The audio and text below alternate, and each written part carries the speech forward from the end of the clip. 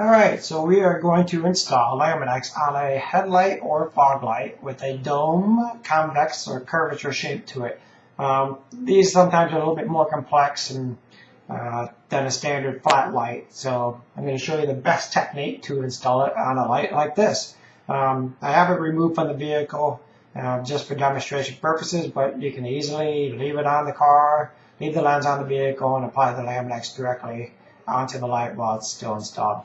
But anyway, to get started, make sure the surface is clean of any contaminants or debris or bug guts or whatnot, because obviously once you put the Lamin-x on it, it stays on there. If you have any contaminants on there, it can eventually prevent the adhesive from really sticking down, and it can peel back up or curl up, and you don't want that. So I already made sure that this lens is thoroughly cleaned. So what we're going to do is we're going to apply the film on dry. Now, if you have something that's 7-8 inches or smaller, you can, and especially with a shape like this, just apply the Lamin-x dry. It's a lot easier that way than trying to do it wet or moist, because if you do it moist, have too much moisture, it can curl back up and be a little bit more difficult to install.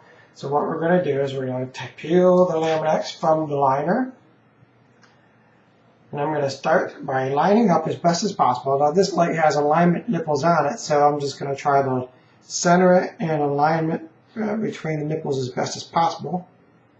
And I'm just going to stick it right onto the center part. And then I'm just going to apply, starting the center, use my fingers in a circular motion and going my way outward. And I'm just applying it down equally so that the Lamin-x is distributed in an equal manner, moving my way to the edge of the light. And what I'm trying to do is prevent any creases or wrinkles in the film, or pushing the Lamin-x in any particular area, which will prevent large wrinkles from it curling up later on down the road.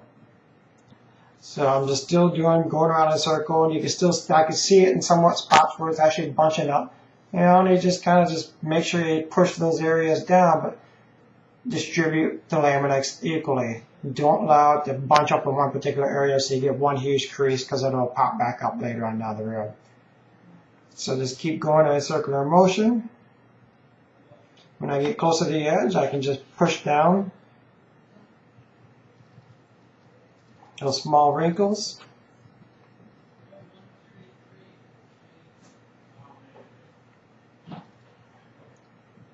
Looks good. Now I'm going to take my cutting tool and cut the tabs off. Just scoring the film, not cutting all the way through it.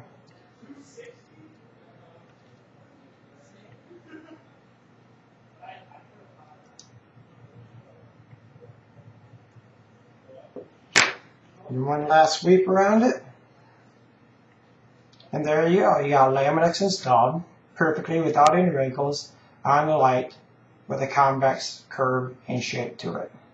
And this is our Gunsmoke film. So that's pretty good. So there you go.